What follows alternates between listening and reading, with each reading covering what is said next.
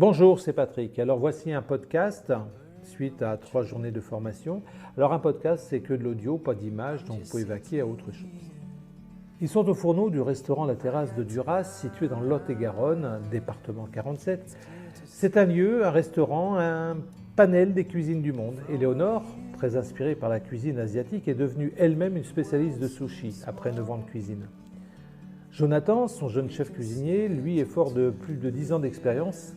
Et c'est notamment à Malte qu'il a conforté son apprentissage auprès de chefs de différentes origines, de différents pays, en devenir lui-même assez rapidement un chef. Œuvrer autour des crêpes et des galettes n'est pas une idée nouvelle pour notre cuisinier, bien au contraire. Car il faut bien comprendre que cette pandémie perturbe parfois les projets ou pousse vers d'autres horizons, d'autres décisions.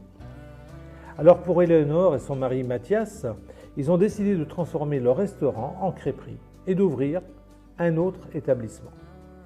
J'ai donc eu le plaisir d'accompagner durant 3 jours Éléonore et son jeune chef Jonathan en mon atelier à l'école crêperie Leroic. Voici notre échange de quelques 7 à 8 minutes à la fin de la 3e journée. Merci, à très bientôt. Les 3 jours s'achèvent, on prend un petit café, on fait un petit débrief très simple. Donc, qui se présente en premier? Éléonore, honneur aux femmes. Honneur aux femmes et à la patronne. Exact. Hein, donc, tu viens d'où? De Nice. Nice. Oui, non, ton restaurant, il n'est pas à Nice. Non, mon restaurant n'est pas à Nice. Mon restaurant est dans le sud-ouest, à Duras. Ouais, à Duras. Voilà. Petite commune qui est entre où et où? À peu près 1 heure de Bordeaux. D'accord. 20 minutes de Marmande. Donc, une activité de restauration déjà depuis quelques temps. Tout à fait, bientôt 8 ans. Bientôt 8 ans. Et comme tout le monde, il y a une petite pandémie qui est passée par là. Et puis, on se dit, ce serait peut-être bien de corriger certains trucs. Du moins, Tout à a priori, fait. c'est ça. Et le restaurant, jusqu'alors et encore, c'est quel type de cuisine?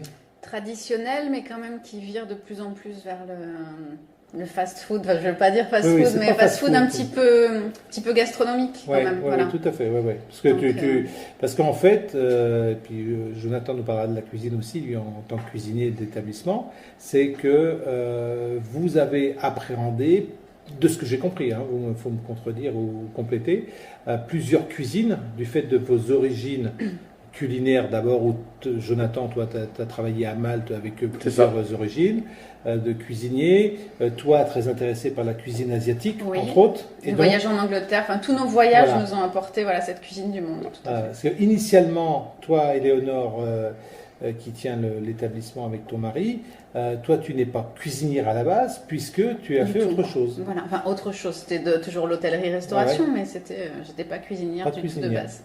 Tout à fait. Mais crêpière maintenant. Mais maintenant, crêpière. On reviendra là-dessus, parce que l'objectif, c'est pas par hasard que vous soyez là. Alors, Jonathan, toi qui es un jeune cuisinier, 24 ans. C'est ça. Hein, tu t'es plu là pendant 3 jours? Ah ouais, c'était une belle expérience. Ouais. Moi, j'ai bien aimé. Puis je t'ai pas trop tapé. Non, ça va. Ça a été raisonnable. Ouais. Non, mais tu m'as, je vais pas dire impressionné, mais j'ai trouvé que tu étais vraiment un cuisinier, un jeune cuisinier, mais vraiment t'es dedans, quoi. C'est extraordinaire. Ah, je travaille avec passion, et puis après, il faut savoir bien s'entourer aussi des personnes qui te donnent envie. Ouais, ça c'est clair.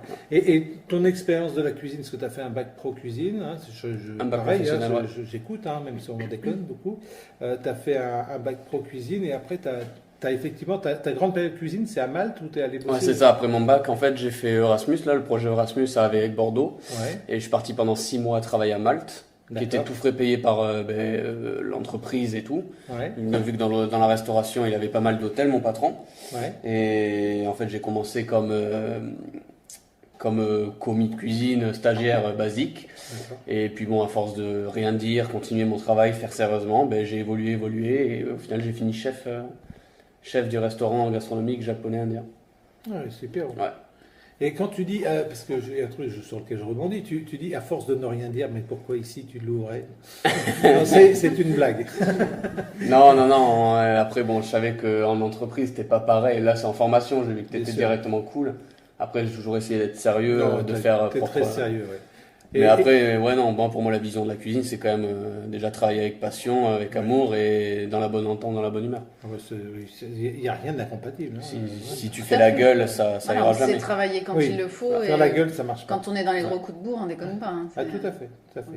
Donc, Éléonore, je reviens vers toi. Maintenant, l'idée de venir faire une formation de crêpier, en l'occurrence avec moi, merci une fois de plus, qu'est-ce qu'il y a là-haut, la boîte à neurones là. C'est quoi l'idée?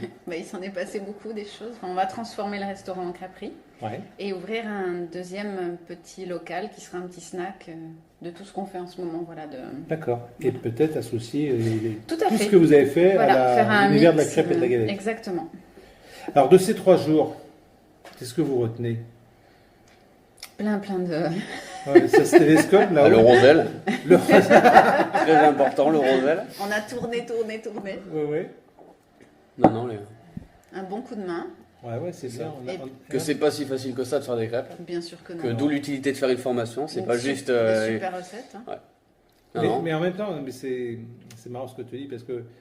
Alors, je ne sais pas si c'est vous ou ceux d'avant. Non, peut-être bien vous. Vous devez faire un stage de crêpes, les gens, l'entourage. C'était mes potes. Quand je leur en parlais, que j'étais parti en Bretagne faire des crêpes, ils m'avaient dit qu'est-ce que tu vas foutre en Bretagne pour faire juste des crêpes? Alors que non, faire des crêpes, c'est pas anodin. C'est un truc, c'est un art. Ouais. Un art qui appartient qu'aux Bretons. C'est pour ça qu'on a insisté à venir en Bretagne, à se rapprocher au maximum de la Bretagne et venir te voir toi, grand crêpier d'excellence. Alors là, comme il n'y a pas d'image, évidemment, jetant un billet de 50 €, c'était bien 50 €, hein, c'est ça? 500, oui. 500 et une crêpière. Ouais. Donc, la crêpière aussi? Oui, la crêpière aussi. La machine, pas la bonne. Oui, non. Et donc, l'idée maintenant, là, vous repartez, donc demain, vous allez faire un tour des fournisseurs, vous allez d'ailleurs aller acheter de la farine chez mon partenaire. Et puis après, c'est quoi? À quelle échéance les crêpes, les galettes, ça démarre et comment? Je pense la semaine prochaine, on va démarrer une galette à emporter, voilà. Ouais. Au plus tôt, dès qu'on pourra se fournir dès qu'on pourra se fournir en crêpière, en ustensiles, qu'on aura bien fait le tour. Puis on va se faire déjà, je pense, 2-3 tests entre nous, faire déjà goûter son mari, le patron. Ouais. Et après, on se lancera. Je pense que on n'a pas le choix. Hein. Maintenant qu'on a annoncé sur Internet qu'on partait en formation chez toi, on a eu un retour des clients assez phénoménal. Donc je pense qu'on n'aura pas vraiment le choix. Il va falloir qu'on en sorte une coûte que coûte. Alors tu m'as dit que non, c'est pas chez Picard, c'est que vous avez vu chez Lidl qu'il y avait des crêpes toutes faites. Les crêpes waouh. Waouh. Et waouh. Douap. Non, douap, c'est les petites brioches. Ouais. Donc, moi, qu'est-ce que je vais faire? Comme d'habitude, je vais vous souhaiter plein de bonnes choses, de vous remercier d'être passé chez moi, de cette belle ambiance aussi que vous avez su générer dans ces temps qui sont un peu tristes à l'extérieur. Totalement. C'est ça. Et ça nous fait du bien. Donc, que vous dire de plus? Merci 1000 fois d'être passé par là. Et puis, j'espère vous avoir apporté ce que vous cherchiez. Totalement. On repart avec le cerveau qui fuse et paillettes dans les yeux. Quoi. Et une belle rencontre. Mais ne pleure pas, Jonathan. Non. Je sais que j'ai un jeune papa et que maintenant tu es obligé. Tu sais bien qu'un homme, ça ne pleure pas. Ah, je ne pleure jamais. Ouais. Bon, merci à tous les deux et puis bon retour, mes amitiés à ton mari, voilà, et puis toi, jeune papa, voilà. N'oublie pas que quand ton fils sera en âge d'apprendre le métier de crêpier, tu me l'enverras. Donc il faudra qu'il parle bien dans mon sonotone. Bon, merci, je coupe ici, bonne route.